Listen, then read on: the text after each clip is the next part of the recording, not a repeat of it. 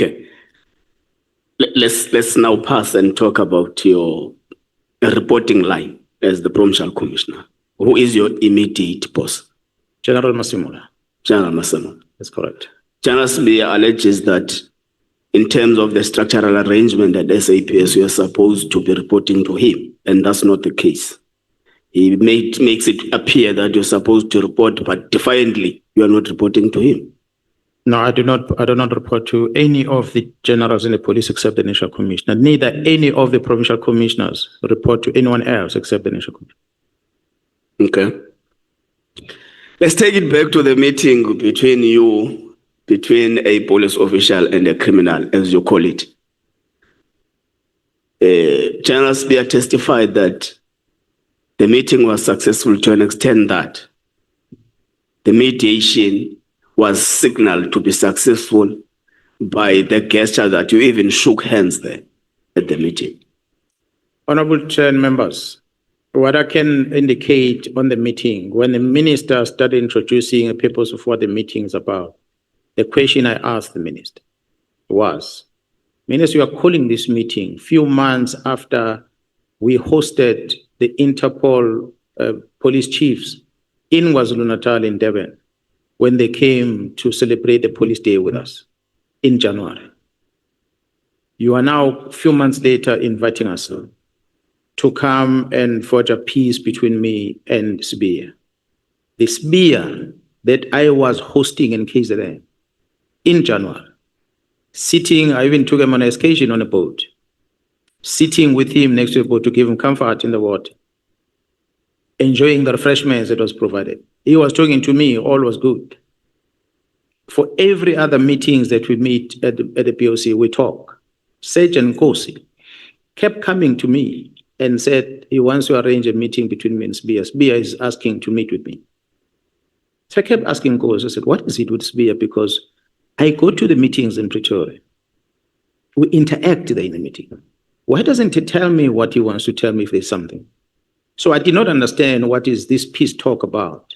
So because it was proven in that meeting that it's not clear as to what the fight is about. So that means we must go back and work as we're supposed to be working. So that's how the meeting ended.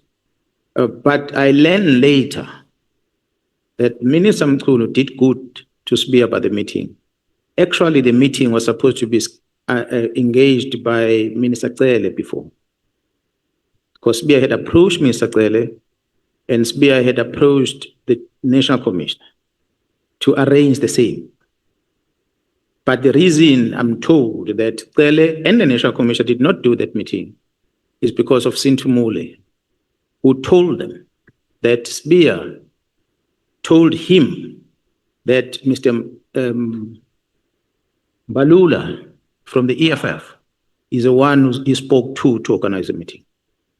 Balula from the EFF? Mr. Balula from EFF?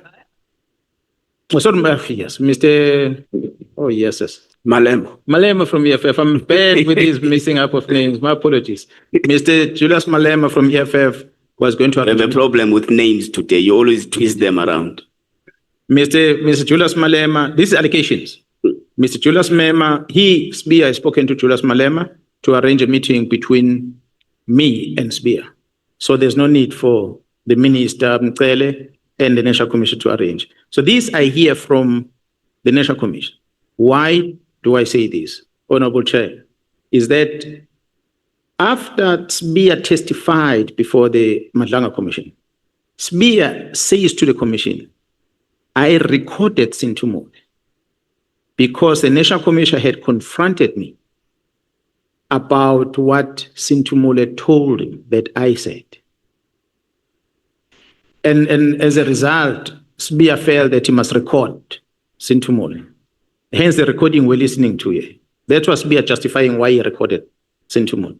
So when I asked the National Commission, I said, Sibiya is saying this, is it true? The National Commission said, yes, it's true. We were sitting in a police jet. And Sintumule told both, I don't know how the conversation came about, but he told both Nqola and the National Commission, he said, no, Sibiya he said he's sorted, he has asked Julius to help him to set up a meeting between himself and Mkhwanazi. So maybe there's no need for you. That's when the Minister Cele and the National Committee said, we're no longer going to be part of that. So I then discovered that means this peace talk was not starting with Minister Mkhwanazi. It's something that should have been done back then, was not done.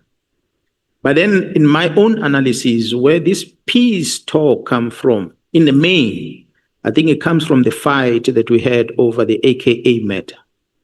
That investigation of AKA, which Sibiya wanted to interfere with. I suspect, I don't know the reason for that. But subsequent to that, I believe that the other things happened in Gauteng, and he felt that maybe I'm stronger closer to Gerald Khumalo and the other people.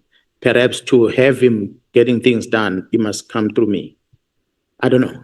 Did you shake hands?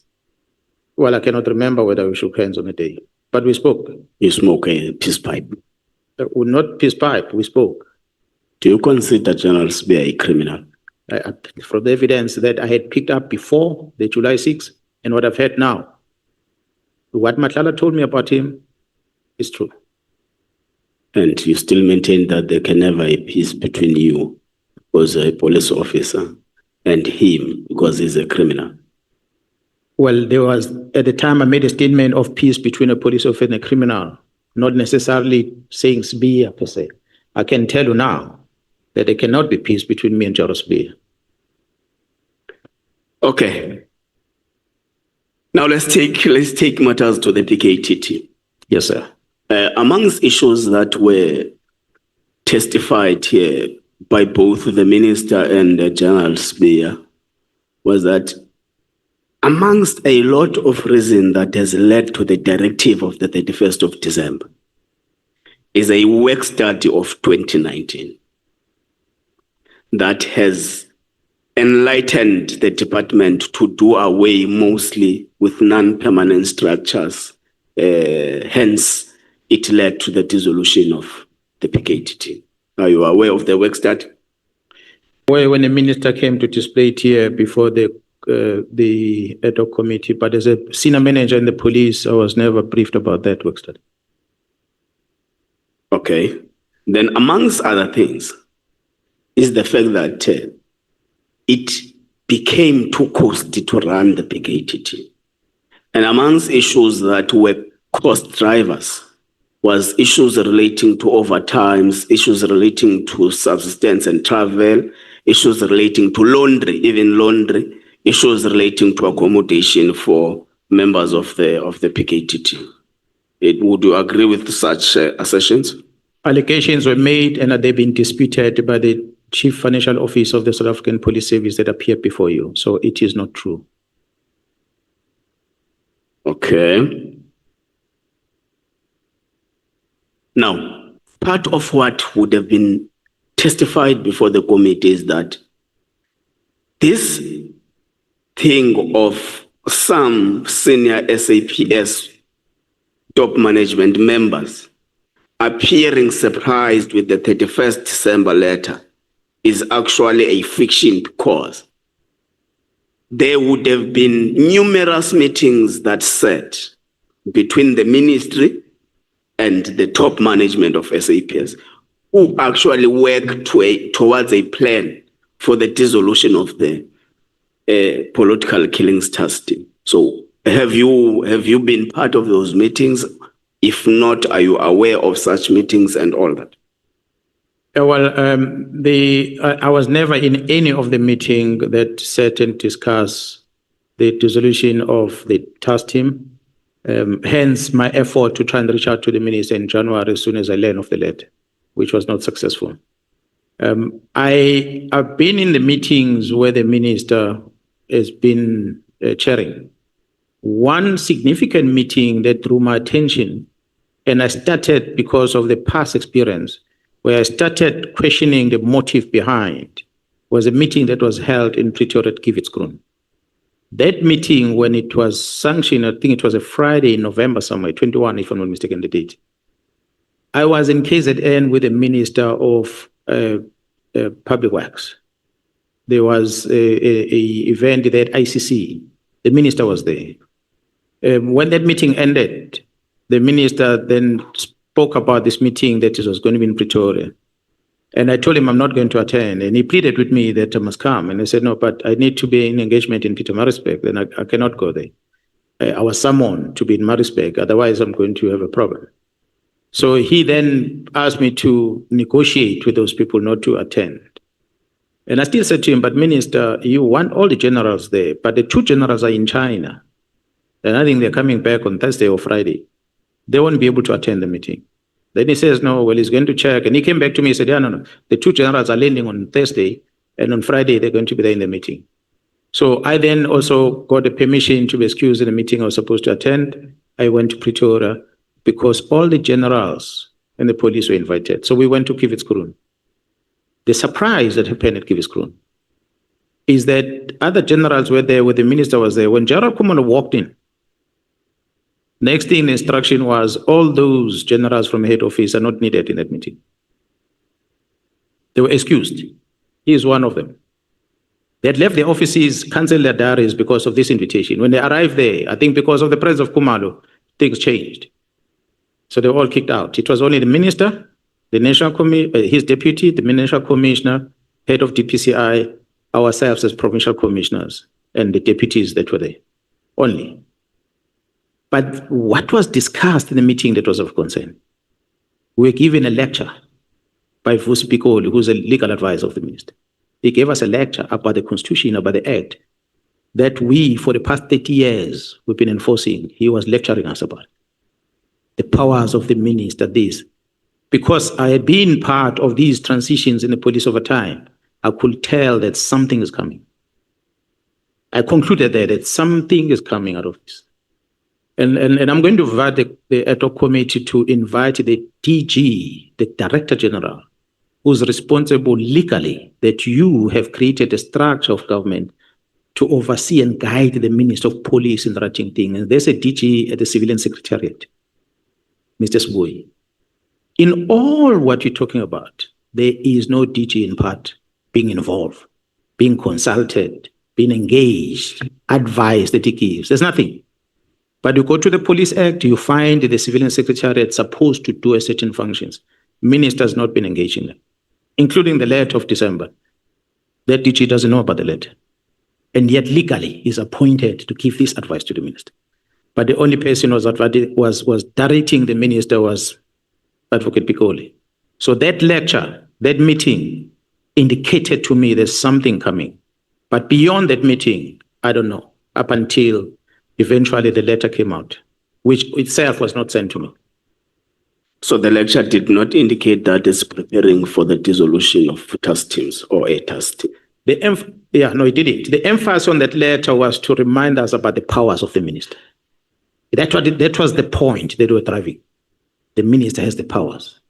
The section of the Constitution gives the minister powers. This is the powers of the minister. These are powers of the minister. So at all time, that was a message that was cutting across. That's why I could conclude that I was the senior manager in the police from 2012, or from 2011, actually. So I've seen it all. I could read that something big is coming out of this, although I did not know what it is. So later, when the letter came out, I then started wondering that could it be the build-up to this? So you're also not part of the 1st November and the 22nd November 2024 meetings? No, I was not there. You're also not part of the meetings that were dealing with the organizational structure of SAPS? Honorable Chair and members, the disease that we have in the South African Police Service, again, is that the Police Act gives the powers to the National Commissioner to organize the service, not the minister. So for the minister coming here and say he was part of the structural thing, he gives himself powers that he doesn't have. So the discussion they were having, I was not part of. And I'm sure all the provincial commissioners that are there in terms of the Constitution, they were not invited to be part of it. The only engagement we've ever had regarding the new structure, which the minister was referring to, is when we invited in Pretoria the Board of Commissioners. The person who was presiding over the meeting was Gerald Musikiti, if I'm not mistaken, with Sibiya sitting on the high table. The rest of us were in that conference. What was presented in that meeting was the new structure. A new structure that my comment was, we cannot just keep on restructuring without applying our minds. You created division because you want to please someone. a lieutenant general, you're going to pay 2 million rand salary plus the vehicles that he must have, plus the staff in the office. The cost of one lieutenant general, it's a lot of money. So you can't keep on creating structures, blocks that are not well informed. So that was the engagement. I'm sure you can find minutes of that. That is the only time where we engage on the structure. But we said, in any way, we are talking about the structure. The only National Commission has the powers. The structure presented to us is already signed. So we are just discussing after the fact. We can't do anything about it. So what led into that structure being the blocks is put and the National Commission signing was preceded by a meeting with the minister. We were not part of it, at least provincial commissioners. I can speak on their behalf. Okay. Now, the evidence leader asked you about a funeral of Mandla, whom you regarded as your friend and a brother. Were you very close to Mr. Mandla Mahlangu? I was not very close to Mandla Mahlangu, but I was close to his brother, his elder brother. I happened then to get to know Mandla, but to the extent that we can say we're close, not much.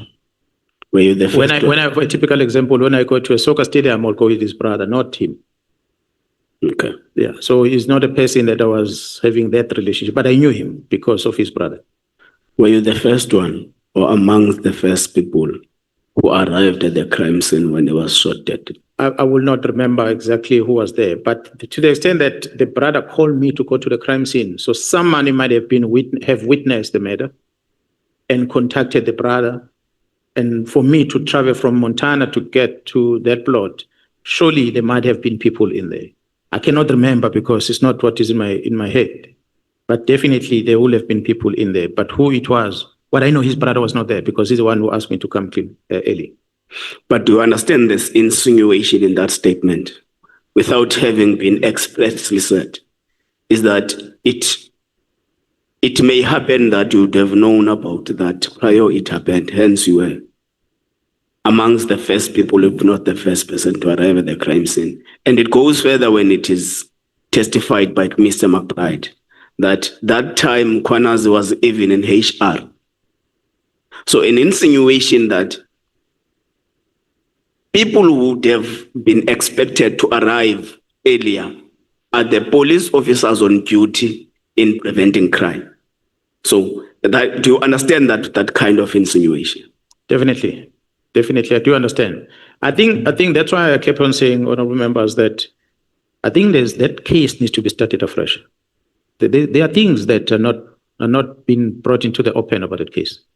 I don't believe that everything that was done to close that case was justified. That case might need to be reopened. Some things that are hidden in that docket. I'm grateful for the fact that, as we say, I was at HR and other places, minding my business in Montana. The person that mobilized me to get there is a brother. Had he not called me and given me the location, I wouldn't have gone there. Even his house, Mandla Mahlangu, where eventually I ended up, was his brother that took me to the house. Because otherwise I did not know. I was always meeting him at the brother's house in Central. That's where I was always meeting him, not where Mandla's house was. So Mr. McBride making an insinuation that goes all the way to me not attending the funeral. At least from my side, the brother knows everything and he was there and he saw me, not even me alone, with my wife there. So that's the advantage that at least I have. So for the fact that he's making those statements, it makes me suspect that perhaps Mandla Mahlangu's murder might involve people that he was close to. Another insinuation in respect to Mandla Mahlangu's murder is that Mandla Mahlangu deposed an affidavit to IPID that implicates you of having a hand in trying to sabotage the case against General Pahlan. And he was later after that killed. Another insinuation in this assertion, which was also said by Mr. McBride, is that there would have been a dialectical relationship between the deponent or the statement deposed to IPID against you and the murder of Mandla Mahlangu. Do you understand that insinuation as well? I do very well. What is your take on it? Oh, the question is why to date Mkhwanazi has never even at least been brought to be questioned about that by a person who claims to have led the investigation and is still part of the security cluster. Why to date he has never been caught? So for what he's saying, if there was a statement, might have been fabricated. If there is a statement, perhaps there's not even a statement for that matter. But it doesn't surprise me because one, I get the information now about why crime intelligence is not finalizing my security clearance. One of the things I mentioned in that reason is that there is a case docket open in Pretoria against Patlan and his wife and someone else, where I'm implicated in it. It is that docket that makes crime intelligence not to issue me with the security clearance. That is many years back. To date, nobody has ever come to me to ask me questions. So it might have been maybe the case does exist, maybe there was a statement in there that was fabricated, but I've never been involved with anything on Patlane. Patlane was the acting national commissioner at the time. He became my boss. But other than that, we will only meet at the gym in Montana. That's all I knew about him. No other relationship. Lastly, did you submit the video or the record of your meeting with Mr. Matlala and General Senona to the evidence leaders? No, I did not. Can you please assist us with that? I will have to speak to the investigation team because when we conducted that, it was part of the criminal investigations that we're busy with. Do you love Tupac? Second? Do you love Tupac? Do I love Tupac? Yeah. Yes, I do. You do? Yeah. Why did you send General Sibiya a song that says we'll kill them at night whilst they are sleeping? I did not send it to Sibiya. Isn't it to? It is now me understanding that the person whom I had sent that song to was Sergeant Nkosi. Sergeant Nkosi sent it to both Steve Mutsume and Sibiya. Sergeant Nkosi says you sent him a song that says last motherfucker standing, breathing, sorry. Then the other one you sent either to Shibiri or Sibiya, I don't know, but the Sibiya was complaining about it. That you send people midnight songs that you'll kill them at night while they are still sleeping. No, I did not. He can show you his phone. I did not communicate with Sibiya and send him anything. So but you did he might be reading something from somewhere. What I believe he might have read or listened to the song that I sent to Nkosi, because Nkosi looks like Nkosi did send it to him. Okay. No, that was in passing. Yeah, he's a good artist. He was a good artist. Chair, I think in respect of what the general has submitted relating to what would be seen as an affidavit handwritten by him, my worry firstly is that it looks like it will be hard for us to question the general around the contents of that affidavit on the basis that he does confirm that he got it from someone else who gave it to someone else who took it from someone else, and he can't surely verify or confirm the contents that are contained in that affidavit. And if you check the nature of the affidavit, Chair, it's an affidavit that has not been commissioned. It's handwritten. It has not been commissioned. Yes, there is a signature at page 8 at the end of that affidavit. And looking at the contents, Chair, it contains a lot of serious big allegations against a number of people who are presiding actually over a number of institutions of government. So I would suggest, Chair, that we first seek for a confirmatory affidavit from this prime person, and two, we request the National Commissioner of Correctional Services to confirm in detail to us if there are people who would have been in at Hosimaburu Correctional Center who requested to see Mr. Prim in relation to this matter? Do they have in their record any form of visit to Mr. Nqola on the 9th or 10th of September 2025? Was the allegation contained is that it's the lawyers of the minister who went and to see Mr. Nqola in a way of trying to do some affidavit? I'm sure the affidavit was meant for the appearance, according to the allegation, was meant for the appearance of Mr. Nqola before the committee. So I think, Chair, from where I'm seated, was he himself will find it difficult to confirm some of the contents in respect of that affidavit. Moving forward, Chair, I want us to go back, General, to the Mlochwa issue. The evidence leader did ask some of the questions. Before you go ahead, must just concretize this and make sure or ascertain that the request that you place on record here has been captured by the Secretariat. Because I did. When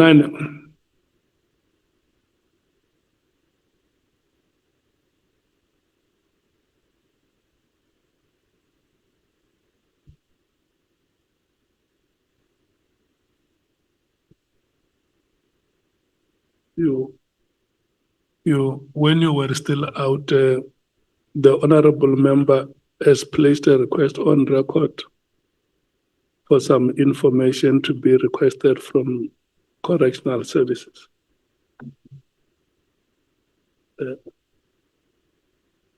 Okay. But I just wanted to make sure that that the request is recorded, honorable member. You can proceed. Thank you very much, Chair. Thank you. That was confirmed. So, Mr. Mlochwa, General alleges that you unlawfully arrested and detained him on the borders of Mozambique without any form of a warrant, whether it's a session seizure warrant or a warrant of arrest. He says to this committee, you called, or when I'm saying you, I mean maybe you or one amongst your team, called the authorities in Mozambique that he must be delivered to you at the border. So he was made to walk across the border through barefoot, being transferred from the Mozambique authorities to your team. And when he was in Mozambique on the basis of working as part of his business operations. What's your comment on that? Yeah, well, I cannot confirm in terms of how in details he was arrested.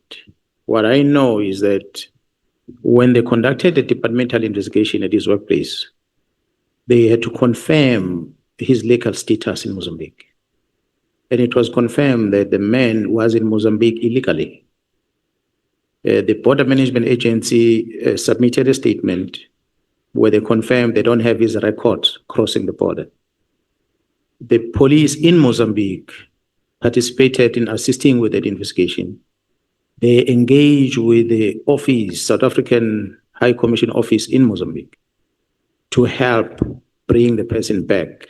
And as a result, the South African High Commission that side issued a temporary passport, one-way transport, for him to be brought back into South Africa. So how did he get to Mozambique? I'm told by the team that they say he was running away with a victim. They took him to Mozambique. That's why he did not clear at customs. So if he was on business, he would have stamped his passport to go across. He came here and he said his passport was taken. But for me, the passport was not the issue. The issue was the authorities that are responsible for stamping the passport, they register you in the system. His name doesn't appear there. So which means, indeed, he did not cross legally. Okay. He played a video of you here in relation to the burning of his house. And he says it is not true that the house was burnt by the community. You guys are doing a cover-up.